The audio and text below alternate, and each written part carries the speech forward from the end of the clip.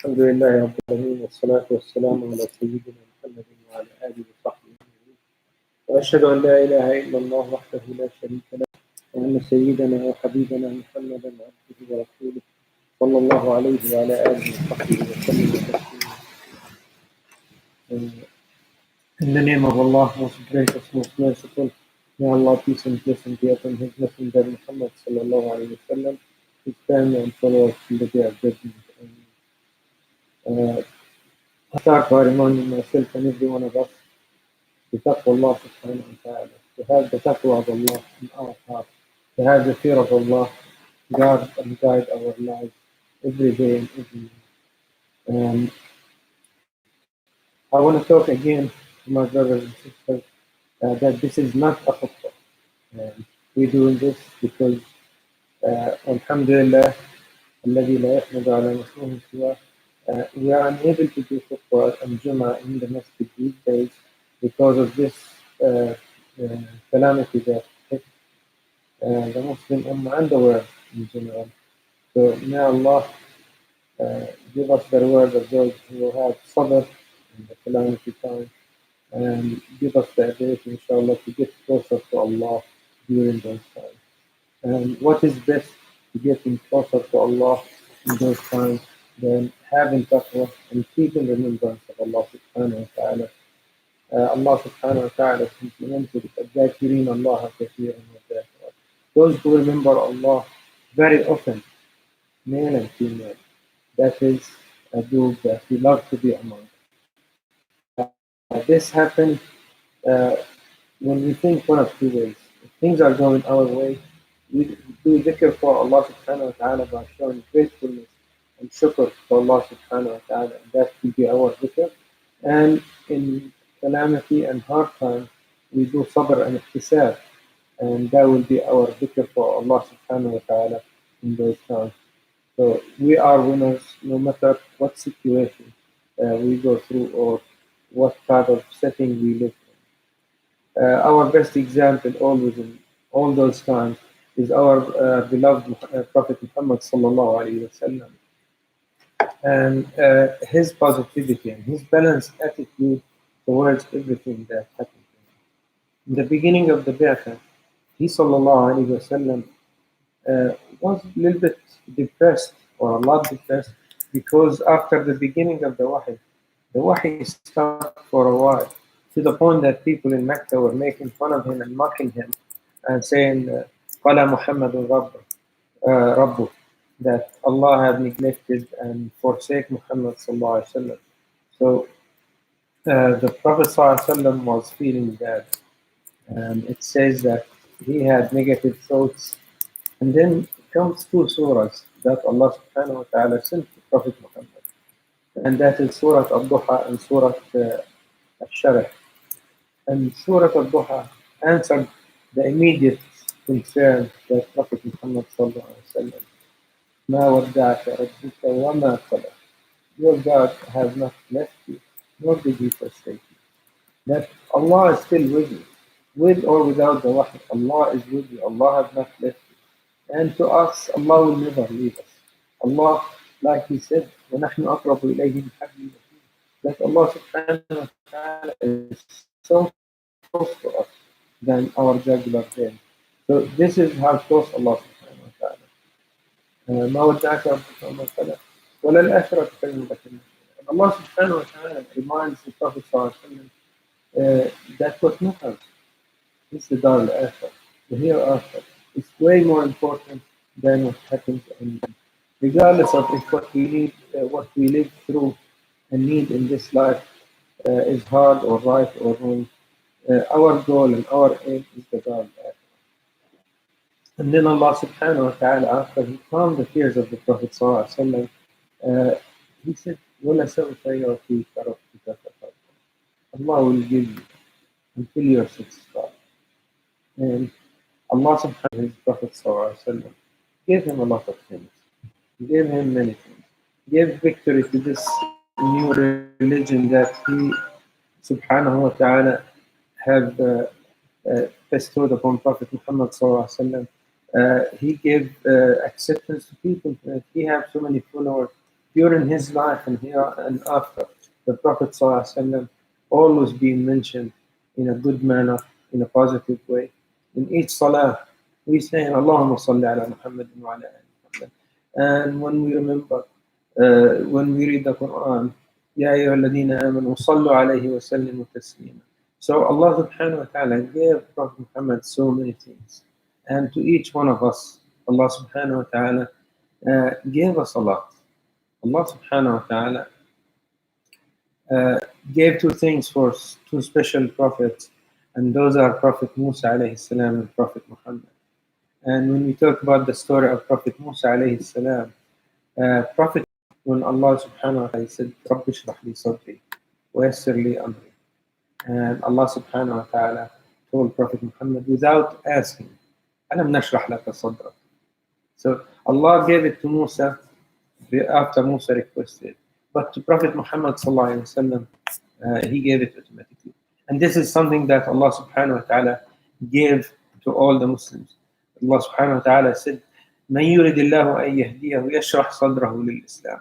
That he who Allah provides guidance will enlighten his heart to Islam, to submission. And another ayah, أَفَمَنْ شَرَحَ اللَّهُ صَدْرَهُ لِلْإِسْلَامِ فَهُوَ عَلَى نُورٍ مِّن رَبِّهِ. That the example of Allah, the one that Allah enlightened his heart for Islam, so he have guidance from his God. So that is what Allah gave us as Muslims, and that is one of the words of following Islam and following Prophet Muhammad sallallahu alaihi wasallam. It doesn't come without a price, and the price was told to Prophet Muhammad in Surah Al-Sharh, فَإِذَا فَرَغْتَ فَانْصَبْ. When you're done with everything, and the scholars interpret it two ways. Once that if you finish with the life matters, then tire yourself in ibadatullah subhanahu wa ta'ala. And then some other scholars interpret it the other way around, that when you finish giving Allah subhanahu wa ta'ala his due diligence and his due ibadah, then strive in doing and succeeding in life. And either way, it is showing a balance that have both things. You have to provide all your obligations towards Allah subhanahu wa ta'ala, and you have to strive in this life. So this is what we learn from those two surahs that Allah subhanahu wa ta'ala gave early in the da'wah to Prophet Muhammad sallallahu alaihi wasallam. Prophet Muhammad sallallahu alaihi wasallam learned an extra lesson from those surahs, and that is to be an optimist. Prophet Muhammad sallallahu alaihi wasallam, you can look through his life and always see that in the times where everybody is falling down and feeling down, and everybody is being a pessimist, everybody is going through hardship, that he sallallahu alaihi wasallam kept his optimism. And the reason for that is we already get that promise from Allah subhanahu wa ta'ala. So you see the example of him sallallahu alaihi wasallam in the Battle of Khandaq, when as it is described, إِذْ جَاءُوكُم مِّن فَوْقِكُمْ وَمِنْ أَسْفَلَ مِنكُمْ وَإِذْ زَاغَتِ الْأَبْصَارُ وَبَلَغَتِ الْقُلُوبُ الْحَنَاجِرَ وَتَظُنُّونَ بِاللَّهِ الظُّنُونَ. That when the unbelievers attacked and surrounded Medina from above, from below, from all sides, and people were so scared that they became disoriented looking around, because any side, any way they look in, they see an enemy that have one goal, and that is to kill all the Muslims and attack Medina. And the Prophet ﷺ, during those times when the Muslims were digging the ditch around the Medina, يحفر الخندق, and he grabbed the axe to help them, because there was a rock that they couldn't break. So he grabbed the axe and hit that rock, and it sparked. And he ﷺ said, Allahu Akbar. رأيت قصور قيصر. And then the second time he hit it again, he said, Allahu Akbar. رأيت إيوان كسرى. And this, the Prophet ﷺ, when the axe hit in the rock, sparked, and he's been an optimist. The Muslims are in worrying about the existence of Islam, but he ﷺ give them an extremely positive message. Not that they're just only going to win and survive this calamity that was surrounding them, but they will be victorious after that. He's telling them, I saw that we are winning against the Roman Empire. I see, and the next time I see we are winning against the Persian Empire. That's the Prophet ﷺ. He is our example, and he is the one that we need to follow his example. I know many people see it as a gloom and doom view right now because not many people know what's going to happen next. And none of us knows the future, nor do we predict the future. But Allah subhanahu wa ta'ala uh, instructed our Prophet and also instructed us to be optimists. We trust in Allah with everything. He's the one that provides sustenance. He's the one that gave us life. He's the one that gave us guidance in this life. Then we're not going to go wrong. No matter what happened, we will be all right. I mean, all we have to do is follow what the Prophet ﷺ did. Allah promised him that the religion Islam will be victorious. But that didn't mean that the Prophet ﷺ did not spend all his life and dedicate all his life to making sure that he spreads the message of Islam. He fought for Islam. He defended Islam. And that is what we are supposed to do. We're supposed to give our best for our deen. And that includes a lot of things. I know it was easy before this shelter in your place or shelter stay in your at home decree because we'll be able to go out and help in this and do that and talk to non-Muslims, teach them about Islam.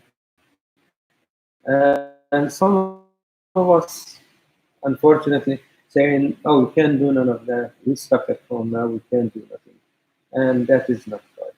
The Prophet ﷺ, even at the time when he was surrounded in Shab Abi Talib and not allowed to trade, buy, or sell, or do anything with the people of Mecca, he continued the da'wah. And the da'wah that he continued was making his Sahaba, his companions, better Muslims, teaching them Islam, making dua for the non-believers that Allah will give them guidance. And so at home, sitting at home, the last thing we want to do is to be lazy. We can do a lot of da'wah. We can teach our children the Quran. Sit down with your children and teach them the Quran. Recite with them. Explain to them. Be kind to them. Give them the extra affection that you couldn't do before because you were busy working and going out and doing things. Make dua for other Muslims. There's a lot of Muslims that are going through hardships because of this. There's other Muslims that are going through health problems. There's Muslims that might call you and ask you for help. So be the one that can help all of those. And lend help to everyone that needs that help from you.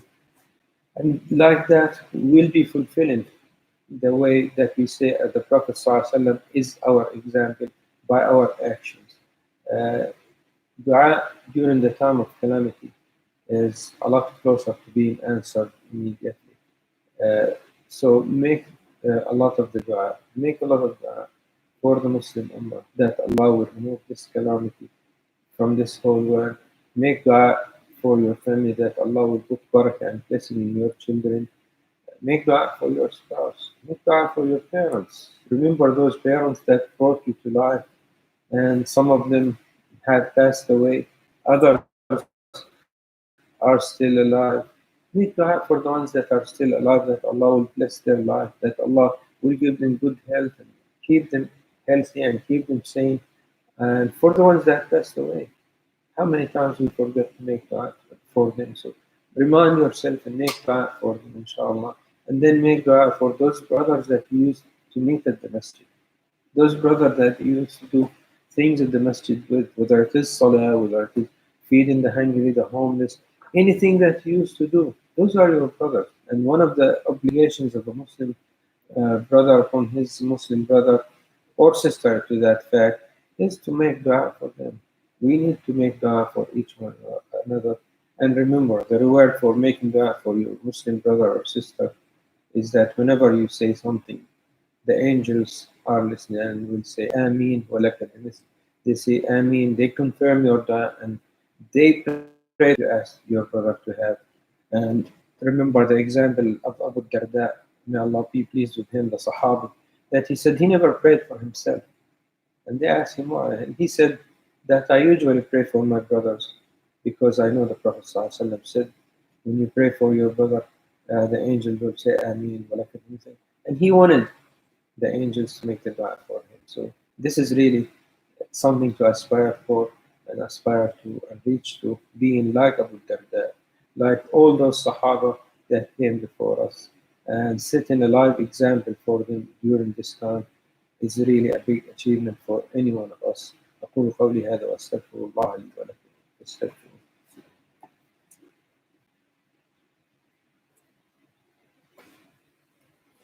بسم الله الرحمن الرحيم الحمد لله رب العالمين سيدنا محمد وعلى آله وصحبه أجمعين وأشهد أن لا إله إلا الله وحده لا شريك له وأشهد أن سيدنا محمدا عبده ورسوله.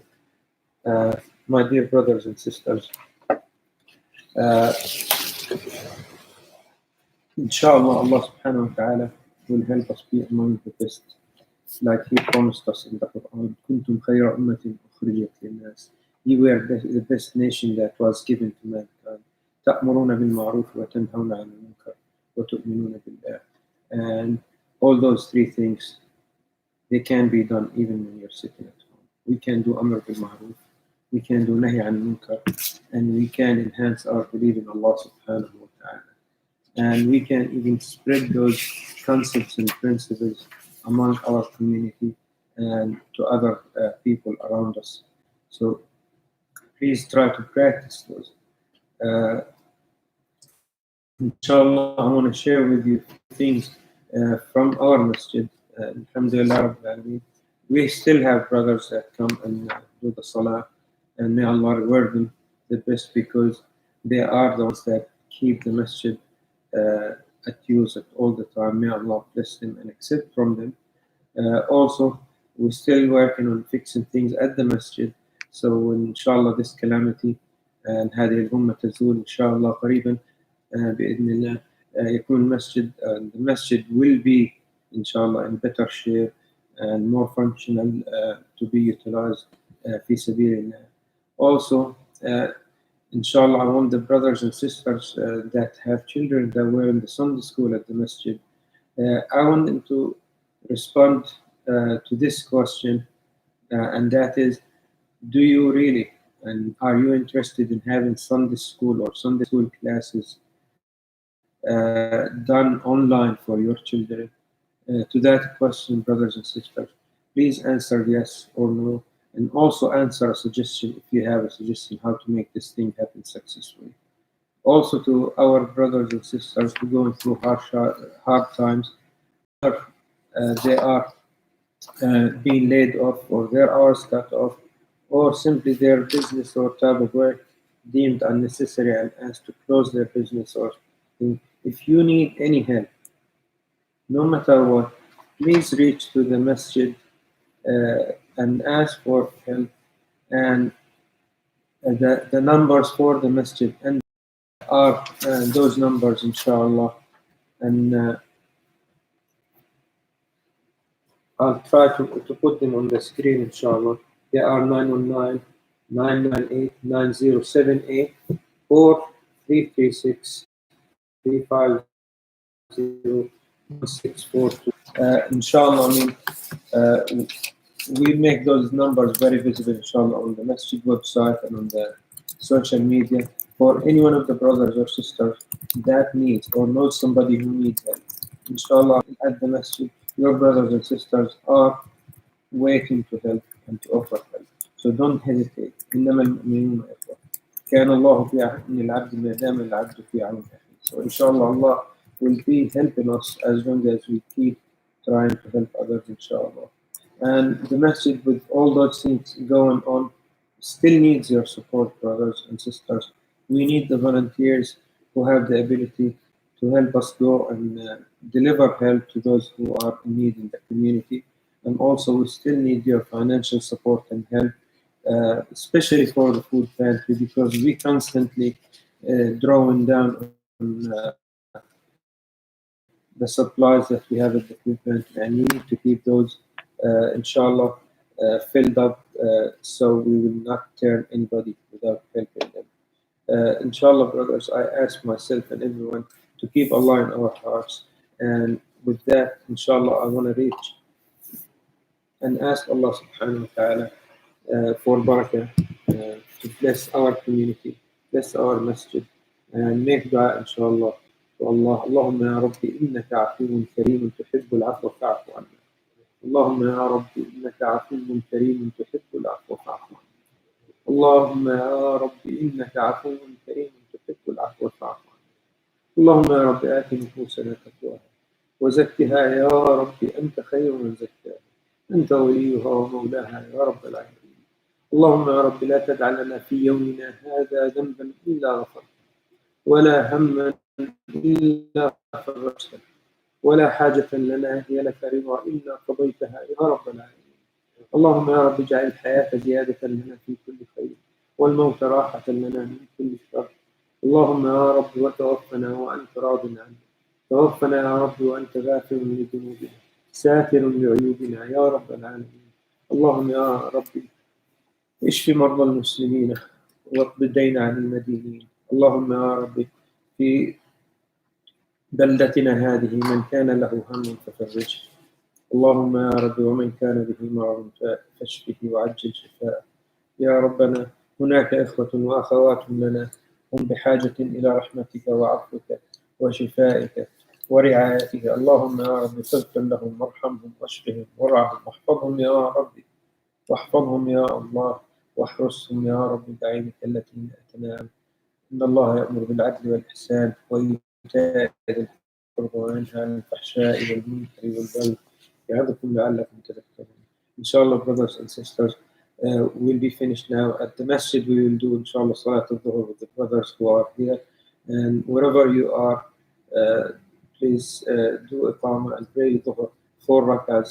And during your sujood, brothers, and this is my advice to myself and everyone of us, when you are in the sujood, take your time and make dua to Allah subhanahu wa ta'ala, because that is the closest we are to Allah. أقرب ما يكون العبد إلى ربه ساجدا فأكثروا من الدعاء في السجود إن شاء الله. سبحان ربك رب العزة عما يصفون وسلام على المرسلين والحمد لله رب العالمين.